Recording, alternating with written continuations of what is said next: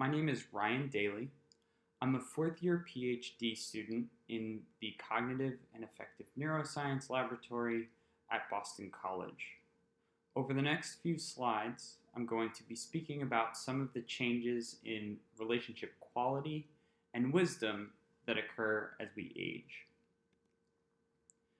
We are living through some truly strange times. As we begin to prepare for winter months, I'm sure the images presented here are eerily familiar, or at least we've all heard about these changes in society. Businesses have been closed, at times, certain foods have been difficult to find, and forget going to an ATM to get money. But importantly, many of us have also had to make sacrifices in our social lives.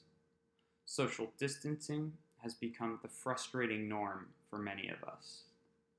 In light of these changes in society, I thought I'd briefly talk today about how social circles change as we age.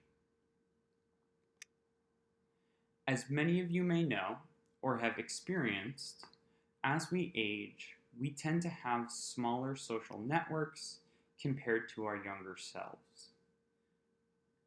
At first glance, we may chalk this up to uncontrollable factors of the human condition, such as spouses, friends, or family members passing away, or maybe the development of a physical immobility, which could render us homebound and more likely to be socially isolated. Indeed, these are factors that likely contribute to the changes in our social networks. However, there is a large body of literature suggesting that as we age, we actually exert much more control over our social lives than these initial factors imply.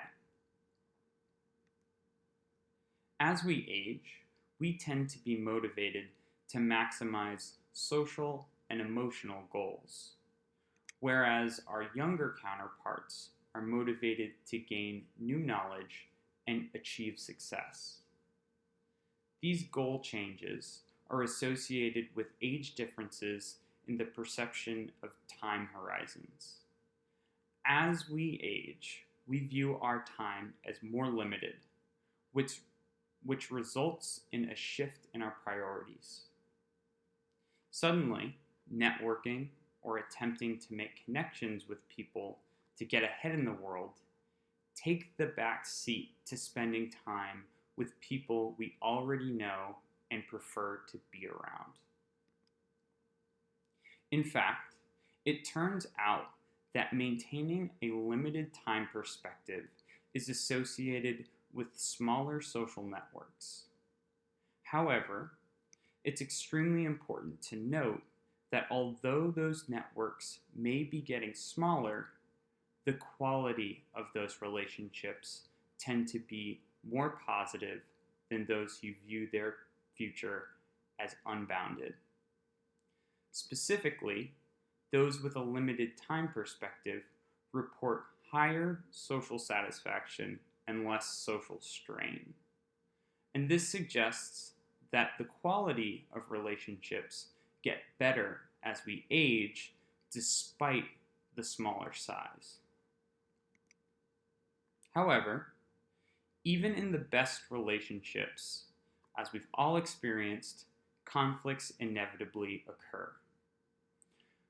A recent review of the literature, however, confirms that as we grow older, we not only experience fewer conflicts in our relationships, but when conflict does arise, we tend to report fewer negative emotions associated with the incidents as compared to younger adults.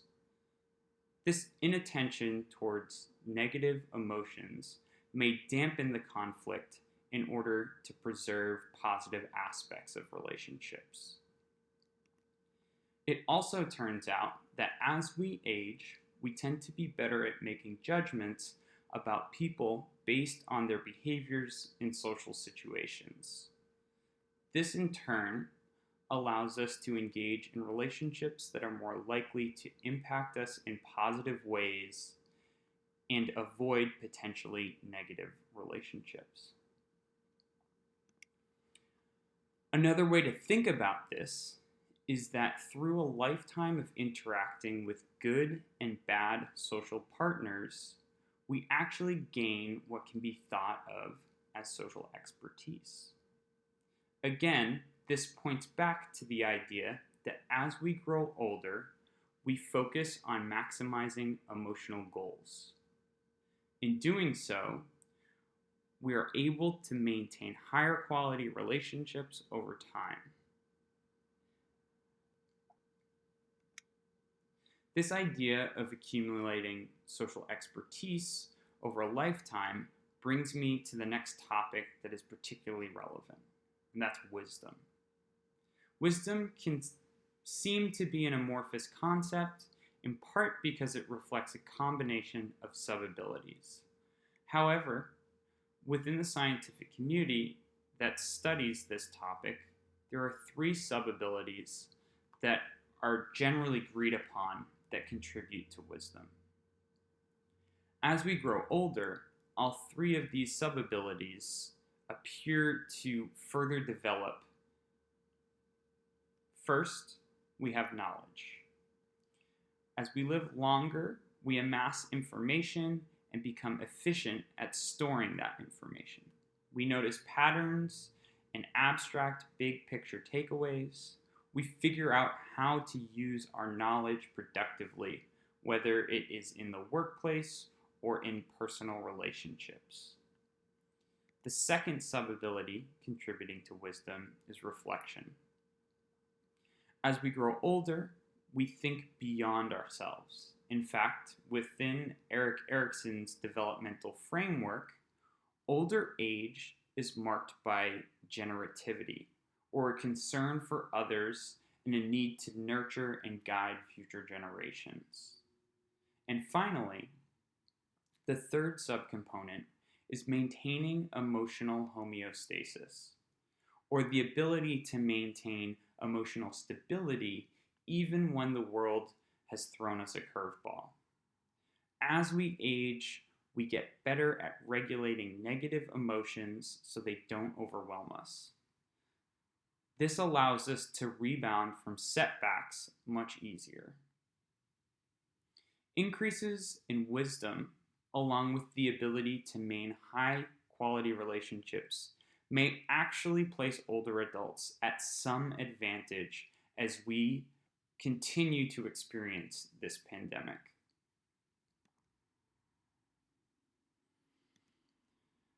So what does this look like?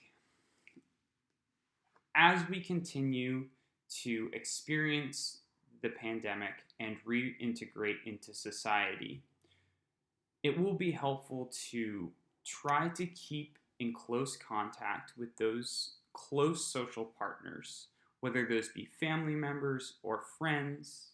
If it isn't possible to meet with them physically, make attempts to reach out on the phone or the computer. This is especially important more and more as people attempt to resume life as normal.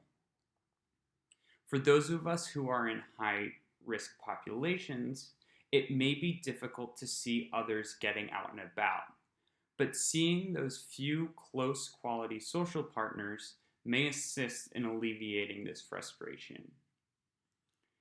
If you're apprehensive about going out, stay home. You've been gaining wisdom your entire life. Some of these apprehensions may be well-founded. There's no need to rush back to life as usual, even if you see other people doing it. Adults of all ages tend to be overconfident in their decisions. This can lead to dire financial situations or interpersonal conflicts. In the current times, it may mean being overconfident in moving too quickly towards resuming life as normal. As we grow older, it can be easier to see the positive side of things, especially because we try to avoid negative information. This can be of great advantage, but keep in mind that it can also have a downside.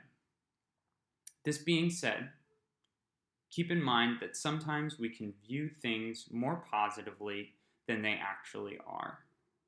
Remembering this will help us to make careful decisions moving forward in the pandemic. And my main takeaway for today is that older adults are well equipped and in some areas of life possibly better equipped to deal with some of the challenges that we are all faced with during this pandemic.